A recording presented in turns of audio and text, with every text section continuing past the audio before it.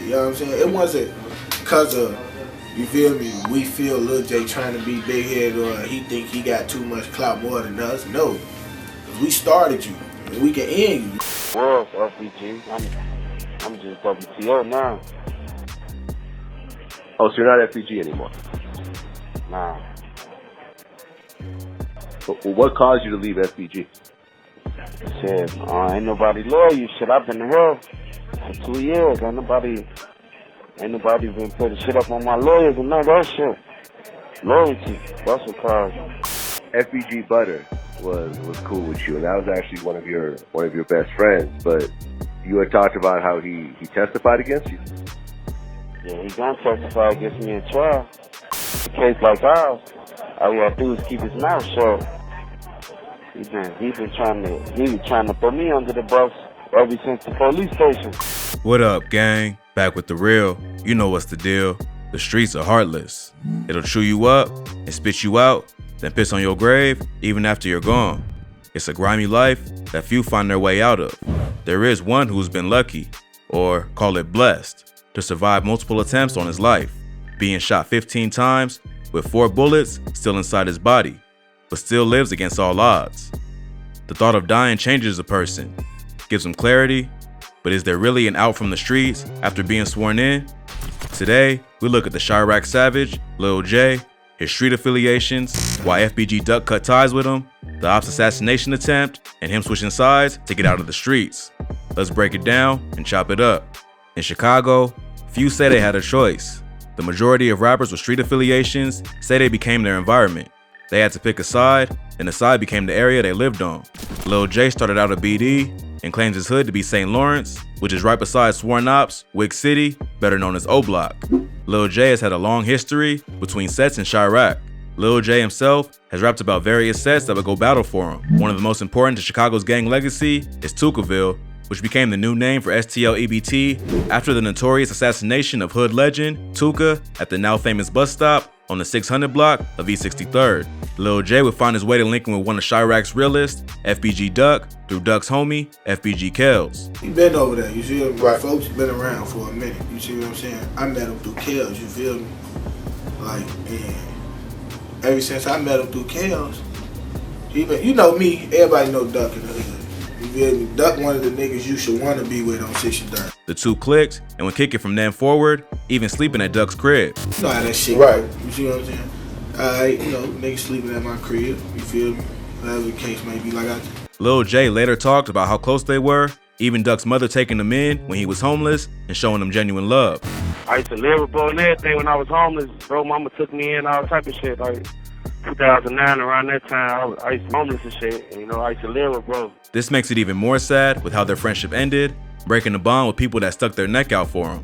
Before events led to that point, Lil J was on his bully, becoming a known savage in the streets. Even Duck vouched for how grimy Lil J was. Like I told everyone, Lil J was a grimy everybody knew it was grimy. His first rumored body that got him skin in the game was Levon of RMG. According to word on the street, around 2011, Lil J, along with Lil B from STL EBT, caught Levon lacking and tried to hit a lick, but Levon wasn't up for it and tried to dip. That's when he was gunned down.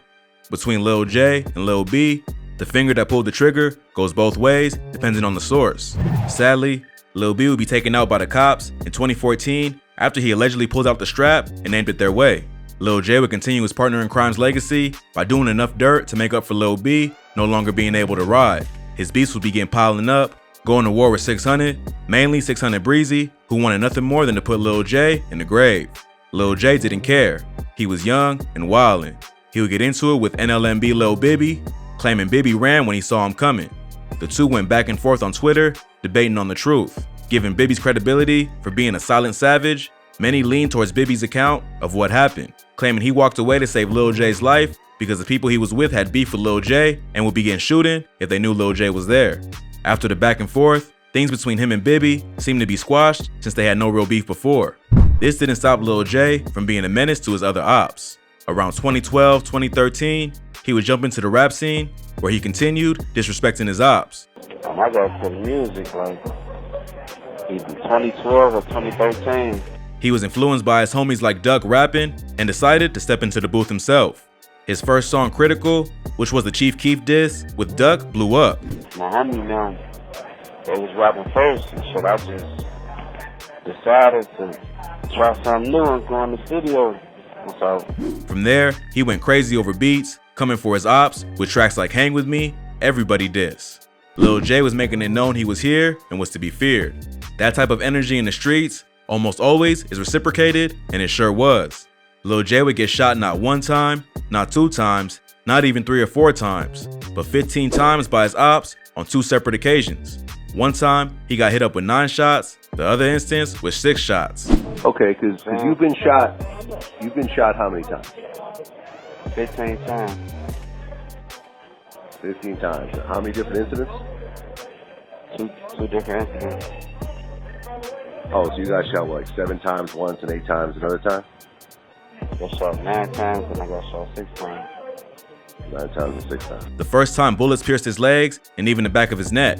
And my legs, back of my neck and shit. The second time, some places he was hit were his leg and bladder, which resulted in him needing a tube to urinate while healing up. The next time you got shot 6 times.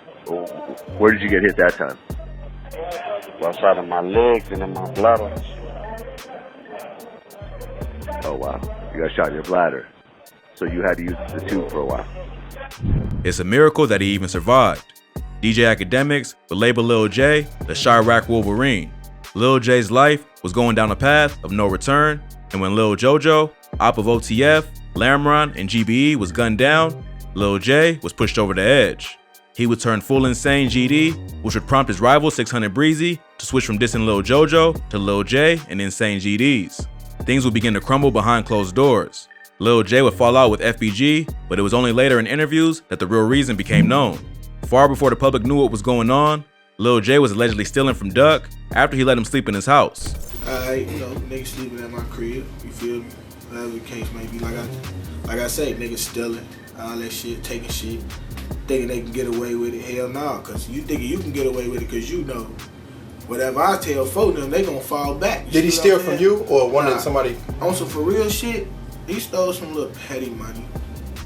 You see what I'm saying? But I ain't never look at it as nothing too much. Right, like fuck that shit. That's little shit. Right. You feel me? Who cares? FBG would give his homies who thinks he stole the green light to give Lil J a beating as retribution. Fuck them, but I'm like, nah, folk, beat them. You see what I'm saying, folk? Beat them instead of, just beat them, folk. You know what I'm saying? Motherfucker pooped them up a little bit. Yeah.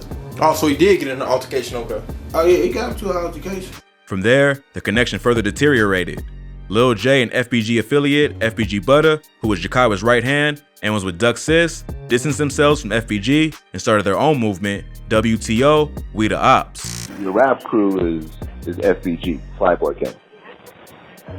Yeah, it was FBG. I'm just WTO now. This set things up for the downfall of Lil J. He would connect with a homie who goes by the name Trub, who joined his WTO movement. Trub can be seen waving the strap in Lil J's Finito Freestyle music video.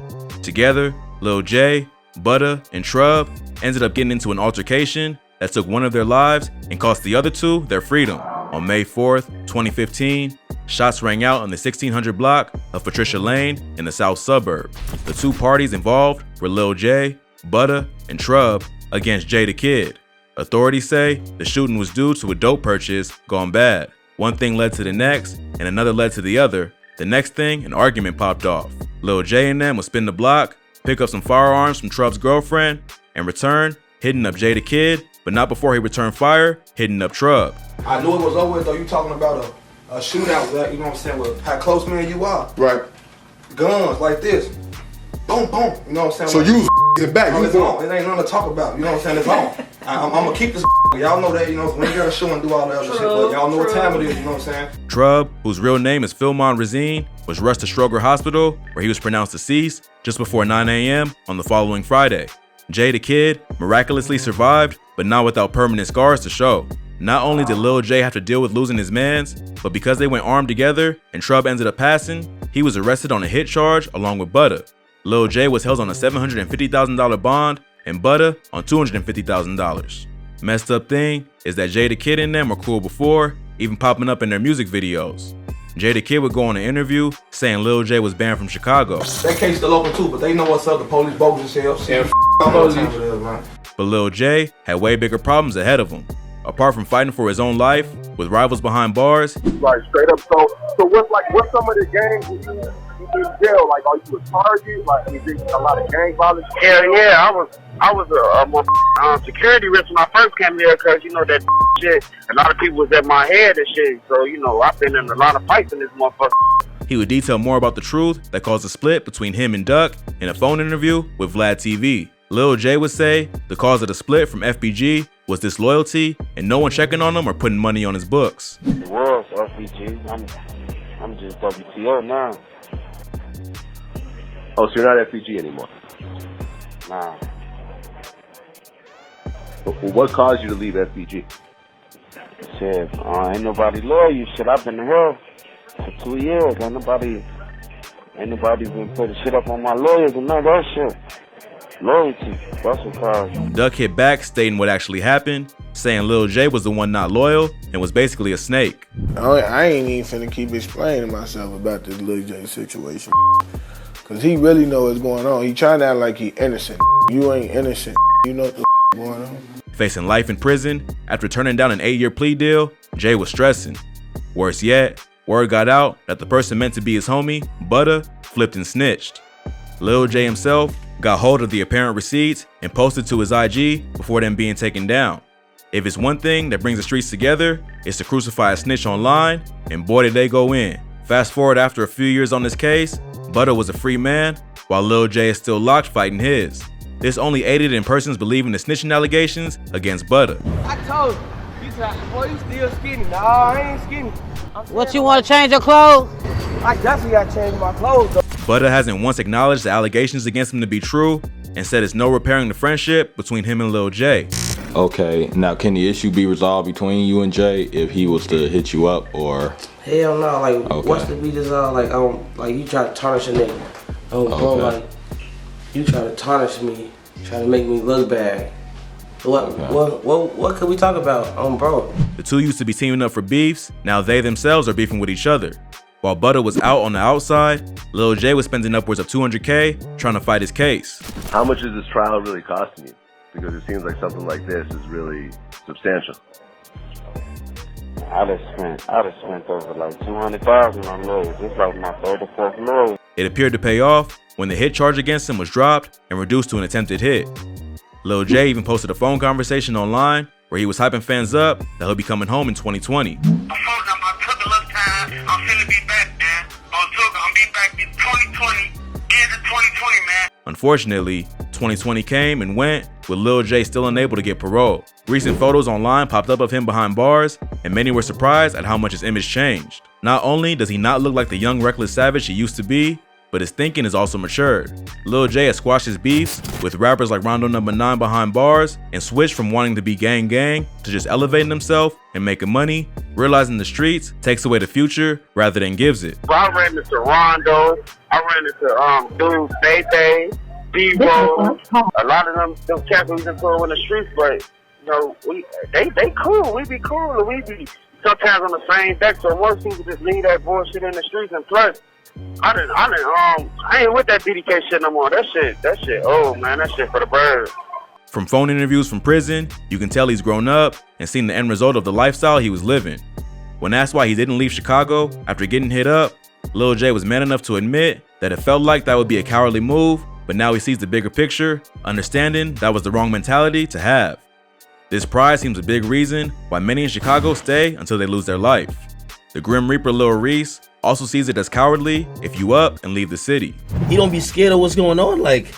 No, cause I mean, like, I'm used to everything. Like, I feel like people who be leaving and don't come back and shit and never come back and shit, like, I feel like they be scared. I, for one, can respect the maturity of Lil J, seeing the errors of his past and trying to embrace a better life.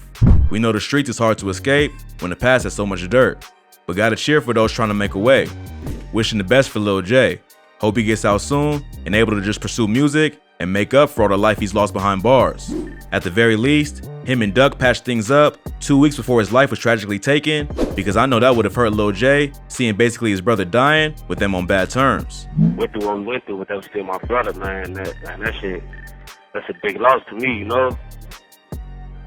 That shit my head up, cause right before that, I just talked to bro, you know what I'm saying? We straightened that thing out, and that motherfucker killed my brother, man.